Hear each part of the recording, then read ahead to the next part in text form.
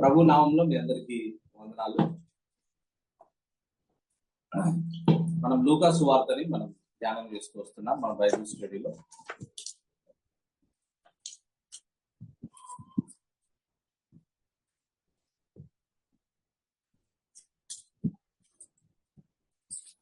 ఈరోజు మన వాక్యదానానికి సహాయకరంగా లూకా సువార్త 2వ అధ్యాయం.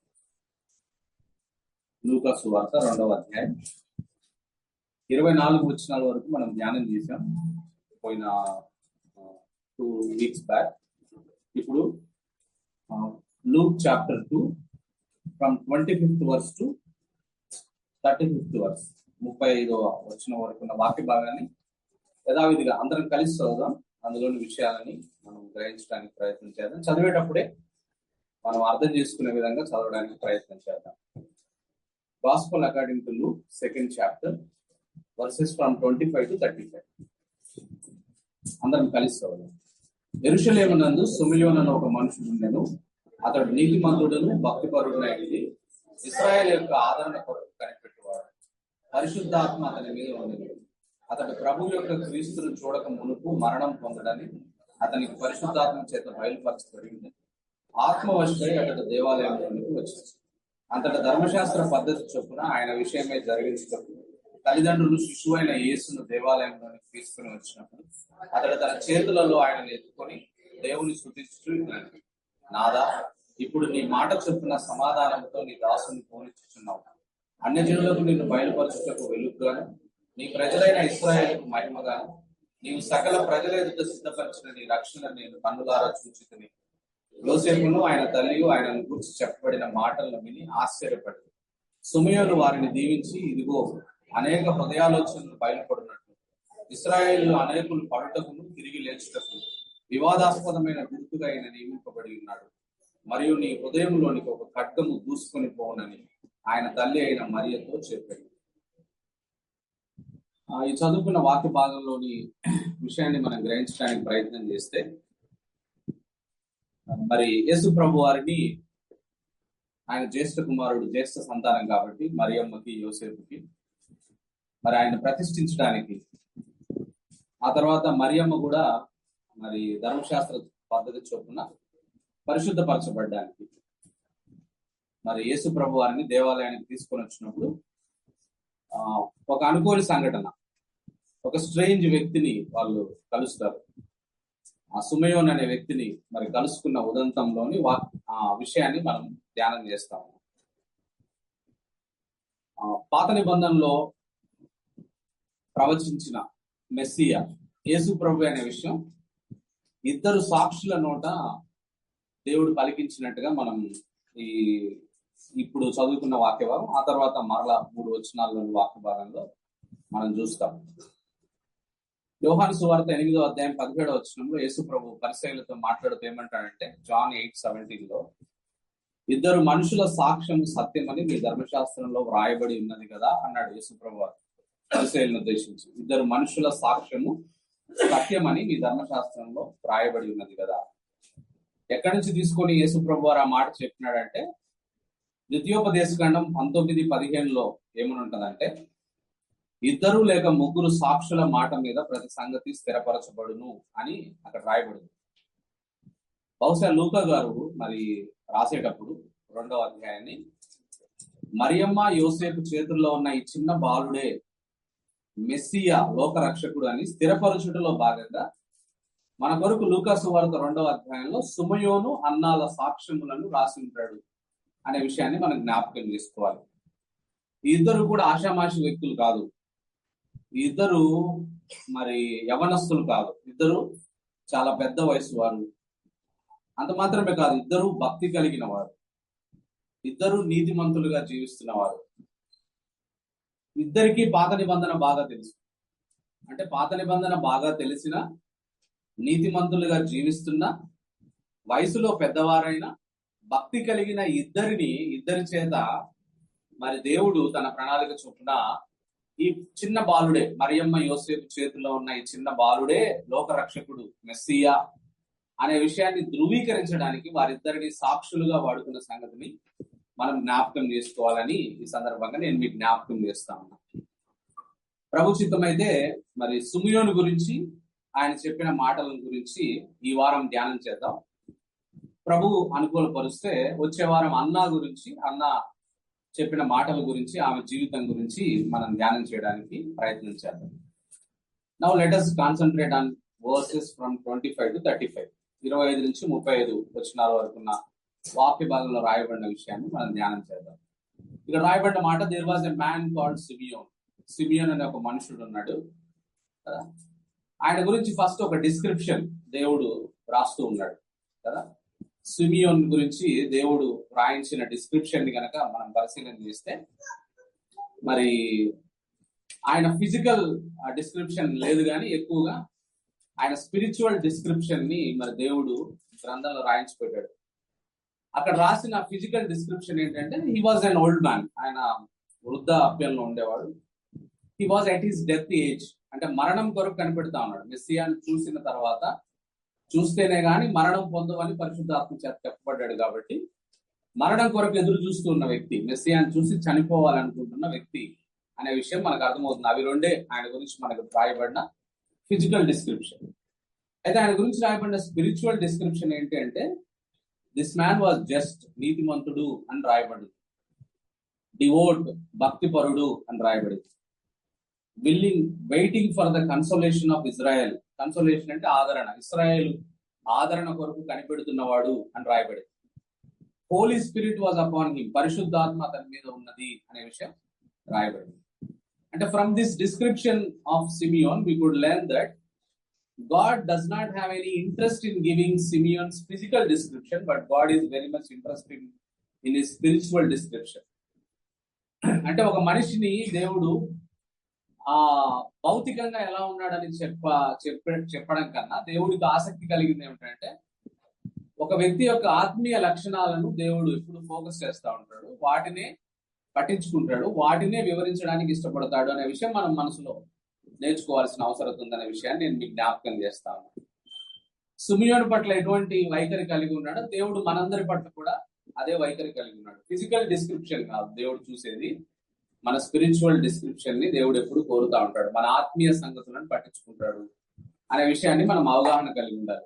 ఉదాహరణకి మరొక చోట బైబిల్లో దేవుని మనసు ఈ విషయంలో ఎలా తెలుస్తుందంటే, మరి సమూయేలు ప్రవక్త మరి యెషై ఇంటికి, జెస్సీ ఇంటికి వెళ్ళి ఇశ్రాయేలు ప్రజలకి తదుపరి రాజుగా దావీదును మరి ఎంపిక చేయాల్సి వచ్చినప్పుడు, ఆయన వెళ్ళినప్పుడు సమూయేలు పై రూపాన్ని చూసి పొరపడుతున్నప్పుడు దేవుడు సమూయేలుతో స్పష్టంగా మాట్లాడాడు. మొదటి సమూయేలు గ్రంథం 16వ అధ్యాయం 7వ వచనంలో ఏమంటాడు, అయితే యెహోవా సమూయేలుతో ఇలాగ సెలవిచ్చెను. 1 Samuel 16th chapter 7th verse. అతని రూపమును అతని ఎత్తును లక్ష్య పెట్టదుము, మనుషులు లక్ష్య పెట్టు వాటిని యెహోవా లక్ష్య పెట్టడు. నేను అతని త్రోసివేసి ఉన్నాను. మనుషులు పై రూపమును లక్ష్య పెట్టుదురు గాని యెహోవా హృదయమును లక్ష్య పెట్టును అనే మాట కదా. మనం ఎల్లప్పుడు పై రూపాన్ని లక్ష్య పెడతాం, మనుషుల ఉన్న అలవాటు. అందుకే మన ఇంట్లో మిర్రర్ కి ఎక్కువ ప్రాధాన్యత ఉంటుంది, అద్దానికి కదా. అద్దం లేని ఇల్లు ఉండదు, బైబుల్ లేని ఇల్లు ఉండొచ్చు కానీ అద్దం లేని ఇల్లు ఉండదు. ఎందుకంటే వీఆర్ వెరీ మచ్ కదా overwhelm by the physical appearance. మనం ఎప్పుడు భౌతిక పరమైన అపీరెన్స్ ని మనం చూస్తూ ఉంటాం, కానీ దేవుడు ఆపోజిట్ గా చూస్తాడు. మనం చూసేది భౌతిక పరమైన విషయాలు కాదు, కానీ దేవుడు మన ఆత్మీయ లక్షణాలనే ఆయన శ్రద్ధ వహిస్తూ ఉంటాడు. మన ఆత్మీయ లక్షణాలు ఎలా తెలుస్తాయి మనకి అని అంటే, ఒక స్పిరిచువల్ మిర్రర్ ఉంది, అది బైబుల్ కదా. యాకోబు పత్రికలో రాయబడింది, బైబుల్ మన ఆత్మీయ స్థితిని బైబుల్ చూపిస్తుంది అద్దం లాగా. కాబట్టి మనం అద్దాల మీద నుంచి మన మనసుని బైబుల్ స్పిరిచువల్ మిర్రర్ వైపుకి మనము కాన్సన్ట్రేట్ చేయవలసిన అవసరం ఉంది. బికాస్ గాడ్ కేర్స్ దట్, దేవుడు దాని గురించి ఆలోచిస్తుంటాడు అనే విషయాన్ని మనము సిమియోను గురించి మరి వర్ణించిన విధానాన్ని బట్టి మనం జ్ఞాపకం చేసుకోవచ్చు అనే విషయాన్ని నేను మీకు గుర్తు చేస్తాను. ఒక స్పిరిచువల్ ఇన్సైట్ ఇది. దేవుడు లక్ష్య పెట్టే వాటిని మనం కూడా లక్ష్య పెడదాం కదా. మన ఇన్నర్ బ్యూటీని మనం పెంచుకోవడానికి మనం ప్రయత్నం చేద్దాం అనే విషయాన్ని నేను మీకు జ్ఞాపకం చేస్తాను. ఆ తర్వాత సిమియోను డిస్క్రిప్షన్ లో నుంచి సిమియోను చేసిన పని, సిమియోను పాడిన పాట కదా. మేరీ పాడిన పాటను మ్యాగ్నిఫికాంట్ అని కదా, మరి జకరియా పాడిన పాటని బెనడిక్టస్ అని అన్నారు కదా. అట్లా సిమియోను కూడా మరి మరియమ్మ యోసేపు చేతుల్లో ఉన్న ఆ బాలుడిని బహుశా మరియమ్మ యోసేపు యేసు ప్రభు వారిని తీసుకొని రాగానే ఆయన ఎదురుపడి పరిశుద్ధాత్మ చేత ప్రేరేపించబడి ఆయన వాళ్ళ దగ్గరికి వచ్చి, ఎక్స్క్యూజ్ మీ, మీరు ఆ బాబుని కొంచెం ఇస్తారా అని ఆ బాబుని చేతిలో తీసుకొని ఇట్లా ఎత్తిపట్టి ఆయన ఒక పాట పాడాడు కదా, ఒక సాంగ్, ఒక he uttered some words about Lord Jesus Christ. తన గురించి, యేసు ప్రభు వారి గురించి కొన్ని మాటలు ఆయన పలికినట్టుగా మనం చూస్తాం. దీన్ని ఏమంటారు అని అంటే, ఆయన పలికిన విషయాన్ని, ఆయన మాట్లాడిన విషయాన్ని ఏమంటారు అనే విషయాన్ని మనం గమనించినట్లయితే దీన్ని లుక్ డిమిటస్ అని అంటారు లాటిన్ లో. లుక్ డిమిటస్ అంటే దాని అర్థం ఏంటంటే now Lord, now I am seeing అనే విషయాన్ని ఈ సందర్భంగా నేను మీకు జ్ఞాపకం చేస్తాను. సో ఈ సుమియోను పలికిన ఈ పాటలోంచి, అదేవిధంగా సుమియోను జీవితంలోంచి కొన్ని విషయాలను మనం ఈ రాత్రికాల సమయంలో నేర్చుకోవడానికి ప్రయత్నం చేద్దాం. మొట్టమొదటిది, సుమియోను యొక్క అద్భుతమైన జీవితం నుంచి మనం నేర్చుకునే ఒక విషయం, మొట్టమొదటి విషయం ఏంటంటే, we could see great patience from his exemplary life. ఒక సహనంతో, ఓపికతో మరి మెస్సియా కొరకు కనిపెట్టిన విషయం అంటే ఒక సహనం అనే మంచి లక్షణాన్ని, పేషెన్స్ అనే ఒక మంచి లక్షణాన్ని మరి సుమియోన్ నుంచి మనం నేర్చుకోవచ్చు అనే విషయాన్ని నేను మీకు జ్ఞాపకం చేస్తాను. We don't know what is age is, ఆయన ఏజ్ ఎంతో తెలియదు. And we don't know when he got special revelation that he could not die until he see the Messiah కదా. మెస్సియాను చూడకుండా మరణం పొందవు అని ఏ వయసులో దేవుడు ఆయన బయలుపరిచాడో తెలియదు. ఆయన వయసు ఎంతో తెలియదు, ఎన్ని సంవత్సరాల నుంచి ఎదురు చూస్తున్నాడో తెలియదు. కానీ మరి ఆయన మాత్రం ఆయనలో మనం గమనించవలసిన విషయం ఏంటంటే, ఒక ఓపికతో ఆయన ఉన్న వ్యక్తిగా, పేషెన్స్ కలిగిన వ్యక్తిగా ఆయన మనం చూస్తామనే విషయాన్ని నేను మీకు జ్ఞాపకం చేస్తా ఉన్నా కదా. Maybe daily is coming to the temple. మరి దేవుడు ఆయనకు చెప్పాడు కాబట్టి నువ్వు మెస్సియా చూడకుండా చనిపో అని ప్రతిరోజు ఆయన మందిరానికి వచ్చి అడుగుతా ఉన్నాడేమో, ప్రభా ఎవరైనా బాలుడిని ప్రతిష్ఠించడానికి తీసుకొని వచ్చినప్పుడు, ప్రభా ఈజ్ ఇట్ మెస్సియా, ప్రభా ఈయన మెస్సియానా, ఈ పేరెంట్స్ తీసుకొచ్చింది మెస్సియానా అని బహుశా ఆయన అడుగుతా ఉన్నాడేమో. అయితే ఎగ్జాక్ట్ గా మరియమ్మ యోసేపులు యేసు ప్రభుని తీసుకొని వచ్చినప్పుడు పరిశుద్ధాత్మ చెప్పాడు, అదిగో ఆయనే మెస్సియా అని. ఆ విధంగా ఆయన ఓపికతో కనిపెట్టినట్టుగా మనం చూస్తాం. సో ఆయన దేని కొరకు ఓపికతో కనిపెట్టాడనే విషయాన్ని మనం గమనించినట్లయితే, మొట్టమొదటిది, ఈ patiently waited for the fulfilment of the promise of God. దేవుడి వాగ్దాన నెరవేర్పు కోసం ఓపికతో కనిపెట్టాడు. మనం మన జీవితాల్లో కూడా దేవుని వాగ్దానాల నెరవేర్పు కోసం కనిపెట్టే వారంగా ఉండాలి అనే విషయాన్ని ఆయన లైఫ్ నుంచి మనం నేర్చుకోవచ్చు. రెండవది, మెస్సియా కొరకు ఆయన ఎదురు చూస్తున్నాడు కదా. మెస్సియా కొరకు కనిపెట్టాడు అనే విషయాన్ని మనకు బైబిల్లో రాయబడింది. మనం దేని కొరకు నూతన నిబంధన విశ్వాసులుగా కనిపెట్టాలి, దేని కొరకు ఓపికతో ఎదురు చూడాలని బైబిల్లో రాయబడిందంటే, టైటస్ 2:13 తీతుకు రాసిన పత్రిక 2వ అధ్యాయం 13వ వచనంలో, ఆఫ్టర్ క్రైస్ట్ మనకు దేవుడు రాయించి పెట్టిన విషయం ఏమిటంటే, అనగా మహాదేవుడును మన రక్షకుడునైన యేసుక్రీస్తు మహిమ యొక్క ప్రత్యక్షత కొరకు ఎదురు చూచుచు ఈ లోకంలో స్వస్థ బుద్ధితోను నీతితోను భక్తితోను బ్రతుకుచుండవలనని మనకు బోధించుచున్నది కదా. ఆయనేమో మెస్సియా కొరకు ఎదురు చూస్తున్నాడు. మనకు నూతన నిబంధన చెప్తున్న మాట ఏమిటంటే, మనం యేసు ప్రభు యొక్క 2వ రాకడ కొరకు ఆయన ఎలా ఎదురు చూశాడో మనం ఆ విధంగా పేషెన్స్ తో ఎదురు చూసే వారంగా ఉండాలి అనే విషయాన్ని మనం నేర్చుకోబద్దలమైనాం అనే విషయాన్ని నేను మీకు జ్ఞాపకం చేస్తా ఉన్నాను. టైటస్ 2:13 సుమియోను కదా. సుమియోను ఆ విధంగా పేషెన్స్ తో వెయిట్ చేయడానికి ఒక కారణం ఏంటో తెలుసా? బికాస్ సుమియోను గురించి రాసేటప్పుడు ఆ కొన్ని వచనాల్లో పరిశుద్ధాత్మ గురించి 3 సార్లు ప్రస్తావించబడింది. 3 times we could see the Holy Spirit కదా. పరిశుద్ధాత్మ కార్యాన్ని, పరిశుద్ధాత్మ యొక్క ప్రేరేపణని సుమియోను జీవితంలో 3 సార్లు ప్రస్తావించబడింది సుమియోను గురించి రాయబడ్డప్పుడు మీరు గమనించినట్లయితే. అయితే అందువల్ల పేషెన్స్ ఎప్పుడు వస్తుంది అని అంటే, మన జీవితాల్లో పరిశుద్ధాత్మ నింపుదల మనలో ఉంటే ఖచ్చితంగా పేషెన్స్ తో ఉంటాం.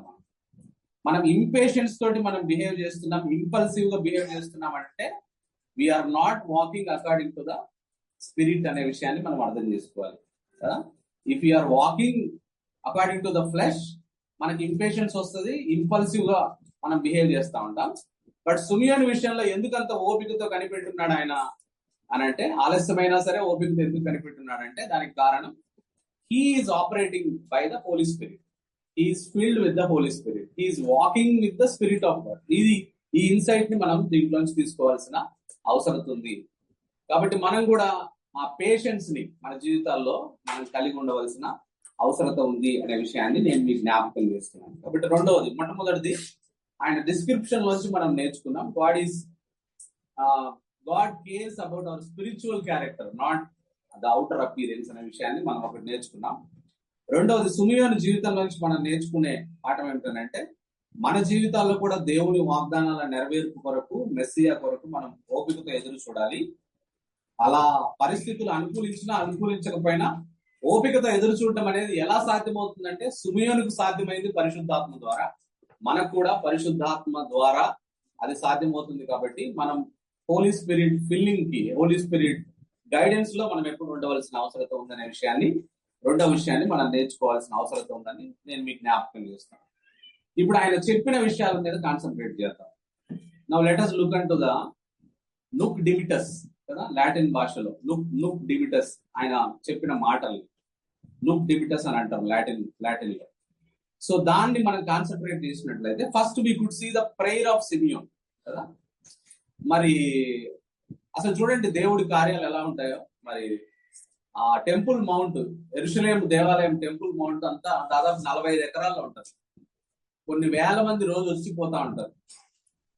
బహుశా చాలా మంది పేరెంట్స్ పిల్లల్ని తీసుకొని ఆ పిల్లోడిని డెడికేట్ చేయడానికి వస్తూ ఉంటారు జ్యూస్. ఎందుకంటే వాళ్ళకి అది కట్టడం, వాళ్ళు చేయాలి, డెడికేట్ చేయాలి పిల్లవాడిని తెచ్చి, మరి ఫస్ట్ బాండ్. సో ఆ విధంగా మరి తెస్తూ ఉన్నప్పుడు 45 ఎకరాల టెంపుల్ మౌంట్ లో వేలాది మంది వస్తూ ఉంటే దేవుడు ఎలా ఆపరేట్ చేస్తా ఉన్నాడు కదా. యేసు ప్రభువుని తీసుకొని వచ్చినప్పుడే ఆయనకు కూడా పరిశుద్ధాత్మ తీసుకొని మందిరంలోనికి ఆయన తీసుకొని వచ్చినట్టుగా మనం చూస్తాం. సో ఆయన ప్రేయర్ చూస్తాం, ద ప్రేయర్ ఆఫ్ సిమియోన్. దీంట్లో మొట్టమొదట ఏమన్నాడు, లార్డ్, ఆ పిల్లవాడిని చేతిలో తీసుకొని ఒక సంతృప్తి నిండిన హృదయంతో ఆయన చెప్తున్న మాట ఏంటంటే, Lord, now you are letting your servant depart in peace. ప్రభువా, సమాధానముతో నీ సేవకుడిని పోనించుచున్నావు అని అన్నాడు కదా. ఫస్ట్ ఆయన మాట్లాడిన మాట ఎత్తుకొని దేవుణ్ణి స్తుతించుచు ఆయన ఏమన్నాడంటే 29వ వచనంలో, నాదా, ఇప్పుడు నీ మాట చొప్పున సమాధానముతో నీ దాసుని పోనిచ్చుచున్నావు అనే మాట కదా. అంటే దేవుని బిడ్డలు ఈ లోకంలో బ్రతికినప్పుడు సమాధానంతో బ్రతకాలి, చనిపోయేటప్పుడు కూడా సమాధానంతోనే ఈ లోకాన్ని విడిచిపెట్టి వెళ్ళవలసిన అవసరం ఉంది, సిమియోన్ లాగా అనే విషయాన్ని ఈ సందర్భంగా నేను మీకు జ్ఞాపకం చేస్తాను కదా. సమాధానంతో జీవించడం అంటే it is not absence of trouble, but it is the peace in the midst of trouble and difficulties and opposition. కష్టాలు లేకుండా అయితే ఉండవు, కష్టాలు ఉంటాయి. మనం జీవించినంత కాలం కష్టాలు ఉండనే ఉంటాయి. కష్టాలు మనుషులకు కాక మానలకు వస్తాయి అంటాడు ఒక ఆయన కదా. అంటే చెట్లకు పుట్లకు రావు కష్టాలు, మనుషులకే వస్తాయి. సో పీస్ కలిగి జీవించడం అంటే ఏంటంటే డిఫికల్టీస్, ఆబ్సెన్స్ ఆఫ్ డిఫికల్టీ కాదు పీస్ అంటే. డిఫికల్టీస్ మధ్యలో దేవుని సమాధానాన్ని ఎంజాయ్ చేస్తూ జీవించవలసిన అవసరం ఉంది కదా.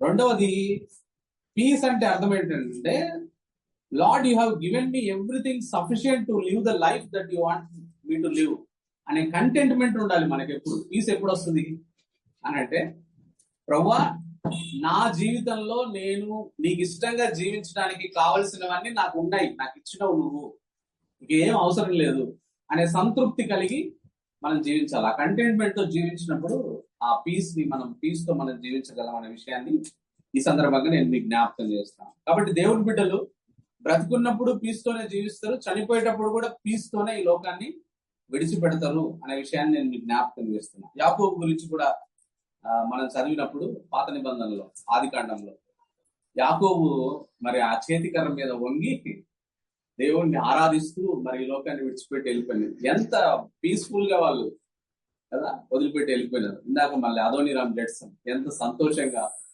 ఆయన గంతులేస్తూ కదా ఆయన ఈ లోకాన్ని విడిచిపెట్టి వెళ్ళిపోయినట్టుగా. అటువంటి సమాధానంతో మనము ఈ లోకంలో జీవించాలి, సమాధానంతో ఈ లోకాన్ని మనం విడిచిపెట్టి వెళ్ళవలసిన అవసరం ఉంది అనే విషయాన్ని నేను మీకు జ్ఞాపకం చేస్తాను. ఇంకా ఐజయా 57:2 రాయబడ్డమాట. యెషయా గ్రంథం 57వ అధ్యాయం 2వ వచనం. ఇంగ్లీష్ లో బాగుంది తెలుగులో కన్నా.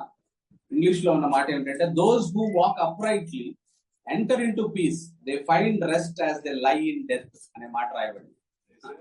Isaiah 57:2. Those who walk uprightly enter into peace, they find rest as they lie in death అనే మాట కదా.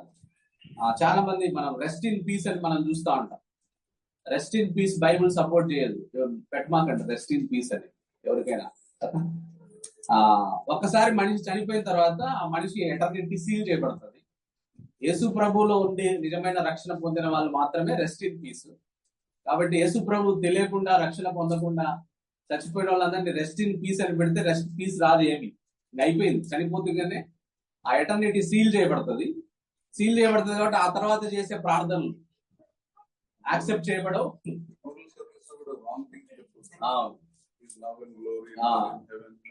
అవన్నీ మనం చెప్పకుండా ఉంటేనే మంచిది. కాబట్టి rest in piece Bible concept కాదు, RIP అని కదా చాలా మంది పెడతా ఉంటారు. ఆ లోకం వరవడిలో మనం కొట్టుకొని పోకూడదు.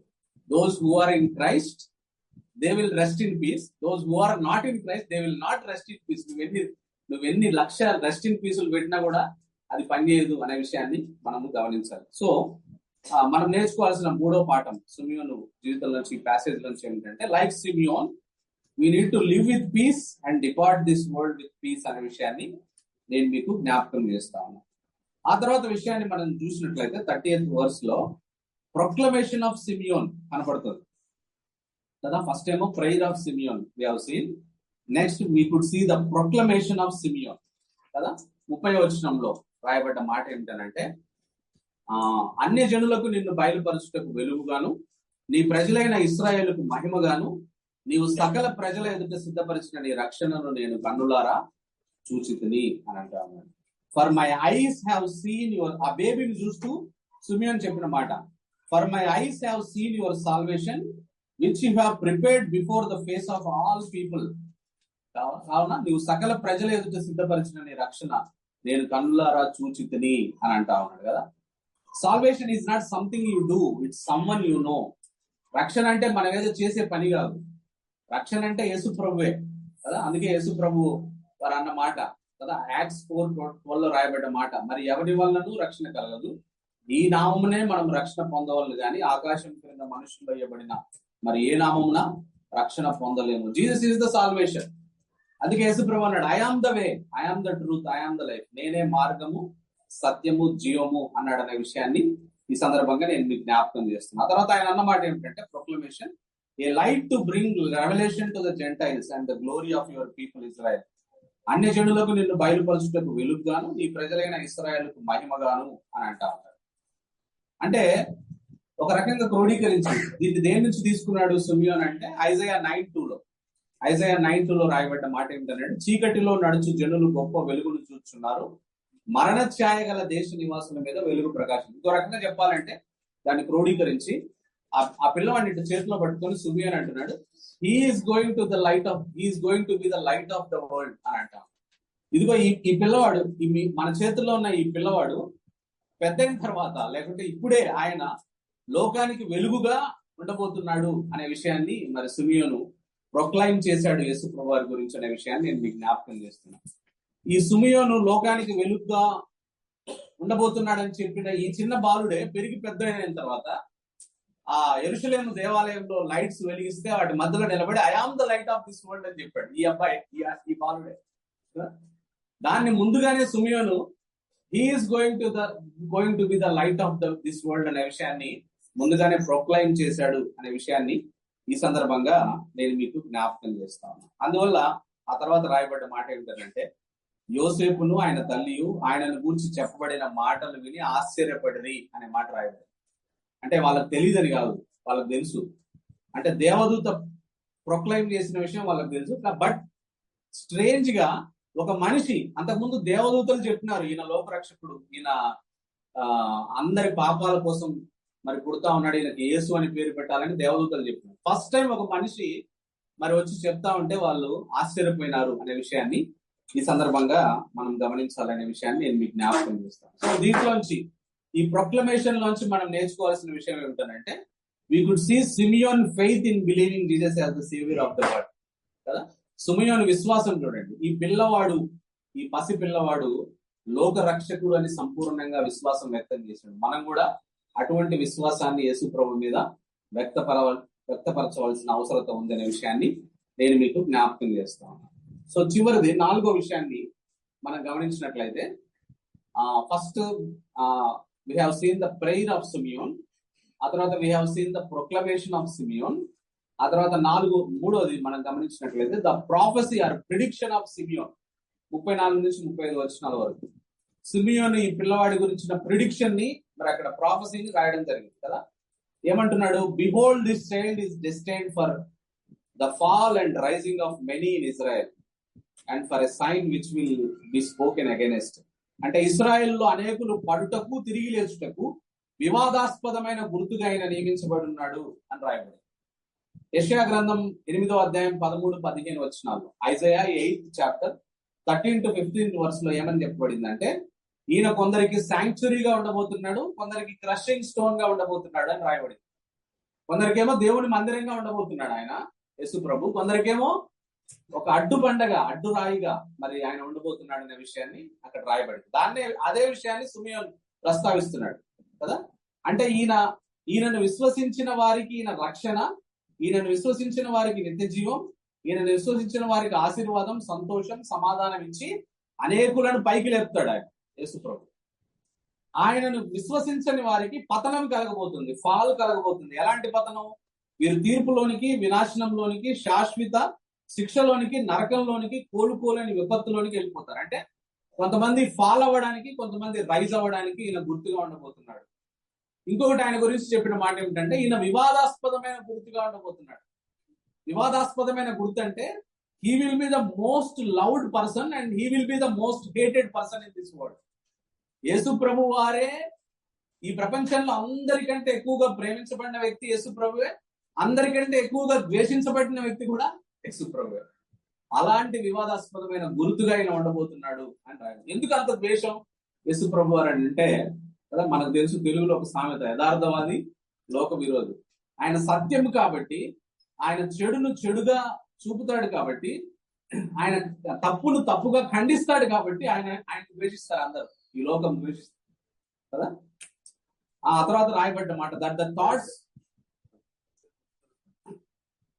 Isaiah 8th chapter 13 to 15 verses, that the thoughts of many hearts may be revealed అనే మాట.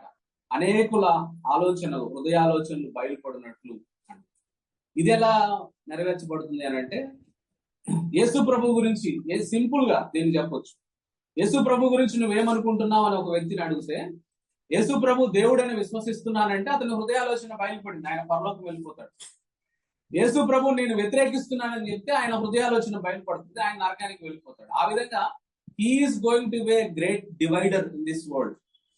యేసు ప్రభుని అంగీకరించిన వారు, అంగీకరించిన వారని ఒక విభజనకారిగా ఆయన ఉండబోతున్నాడని ఆయన గురించి ముందుగానే సిమియోను చెప్పాడు అనే విషయాన్ని ఈ సందర్భంగా నేను మీకు జ్ఞాపకం చేస్తాను. కాబట్టి ఈ విషయంలోంచి, ఆయన చెప్పిన ఈ ప్రొక్లమేషన్ నుంచి మనం నేర్చుకోవాల్సిన విషయం ఏంటంటే, సిమియోను జరగబోయే విషయాలను గురించి ధైర్యంగా ప్రకటించాడు కదా.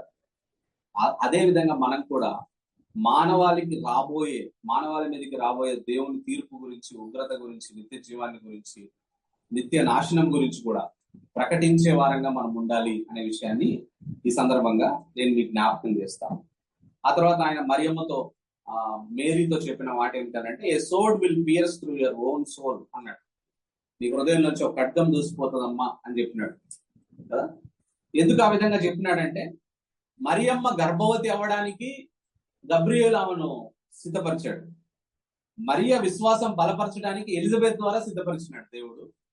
మరియమ్మ జీవితంలో సంభవించబోయే విషాదం అంటే, యేసు ప్రభు సిలువలో ఉన్నప్పుడు, యేసు ప్రభును బల్లెంతో పక్కలో పొడిచినప్పుడు ఆమె తల్లిగా పాదాల దగ్గర నిలబడి చూస్తుంది కాబట్టి, కొడుకును మరి పొడిచినప్పుడు ఆమె హృదయం నుంచి కూడా బల్లెం దూసుకొని పోతుంది. ఆ సంఘటన కొరకు సిమియోను సిద్ధపరుస్తున్నాడు. గర్భవతి కావడం కోసం గబ్రియేలు సిద్ధపరిచాడు కదా. ఆమె విశ్వాసాన్ని బలపరచడం కోసం ఎలిజబెత్ సిద్ధపరిచింది ఆమెని. ఇప్పుడు ఆమె జీవితంలో జరగబోయే ఈ విషాదకరమైన సంఘటన ఆమెకు తల్లిగా లోకానికి ఇది గొప్ప వార్త ఆయన చనిపోవడం, అందుకే గుడ్ ఫ్రైడే అని అన్నారు. అయితే ఆమెకి తల్లిగా, ఆమెకు వ్యక్తిగతంగా ఆమె హృదయం నుంచి ఖడ్గం దూసుకొని పోతుందని ఆ సంఘటనకి మరియమ్మను సిద్ధపరచడానికి సిమియోను ఆ మాటలు మాట్లాడినాడనే విషయాన్ని ఈ సందర్భంగా నేను మీకు జ్ఞాపకం చేస్తున్నాను. సో మనం సిమియోన్లోంచి ఈ విషయాలు మనం నేర్చుకోవాల్సిన అవసరం ఉంది. God is seeing outer description కదా, అవుటర్ డిస్క్రిప్షన్ కాదు దేవుడు చూసేది, ఇన్నర్ డిస్క్రిప్షన్ కదా. అంటే ఇన్నర్ మన సోల్ కండిషన్ ని, మన స్పిరిచువల్ లైఫ్ మీద దేవుడు శ్రద్ధ కలిగి ఉన్నాడనే విషయాన్ని మనం నేర్చుకుంటాం దీంట్లోంచి. రెండవది సిమియోన్ యొక్క పేషెన్స్ ని మనం నేర్చుకుంటాం. మూడవది సిమియోన్ యొక్క ప్రేయర్ లోంచి కదా మనం పీస్ కలిగి జీవించాలి, పీస్ తో ఈ లోకం నుంచి డిపార్ట్ అవ్వాలనే విషయాన్ని మనం నేర్చుకుంటాం. ఆ తర్వాత ఆయన ప్రొక్లమేషన్ లోంచి కదా ఆ సిమియోను ఏ విధంగా లోకరక్షకుడు అని విశ్వసించాడో మనం కూడా అటువంటి విశ్వాసం కలిగి ఉండాలని నేర్చుకుంటాం. ఆ తర్వాత ఆయన ప్రాఫెసీలోంచి ఆయన ఎంత బలంగా జరగబోయే విషయాల గురించి చెప్పాడో మనకు కూడా జరగబోయే విషయాలు తెలుసు కాబట్టి మనం కూడా బలంగా గాస్పల్ ని ప్రొక్లెయిమ్ చేసే వారంగా ఉండాలనే విషయాన్ని మనం నేర్చుకోవాలి. అయితే last thing I want to remind all of you, ఒక విషయం నాకు నా మనసుకు నచ్చిన ఒక విషయాన్ని చెప్పి నేను ముగిస్తా. అదేంటంటే త్రూ దిస్ ప్యాసేజ్ కదా, మరణం మనకి ఎప్పుడు వస్తుందో తెలియదు. మరణం మనల్ని కలుసుకోక మునిపే మనం సిమియోన్ లాగా యేసు ప్రభుని కలుసుకోవాలి. ఇంకా ఎవరైనా కలుసుకునే వాళ్ళు ఉంటే కదా, మరణం మనల్ని కలుసుకోక ముందే సిమియోన్ లాగా యేసు ప్రభుని కలుసుకుంటే అప్పుడు మనం సమాధానంతో ఈ లోకాన్ని విడిచిపెట్టి వెళ్ళిపోతాం సిమియోన్ లాగా. సో ఆ విషయం గురించి మరి ఇంకా ఎవరైనా తీర్మానం తీసుకొని వాళ్ళు, రక్షించబడిన వాళ్ళు ఆలోచించాలి. మరణించక ముందు సిమియోన్ లాగా మెస్సియాను కలుసుకోవాలనే విషయాన్ని తెలియజేస్తూ ఆ విధంగా శాశ్వత కాలం సమాధానాన్ని పొందుకోవాలని కోరుతూ ఈ మాటను ముగిస్తున్నాను. దేవుడి మాటను దీవించు.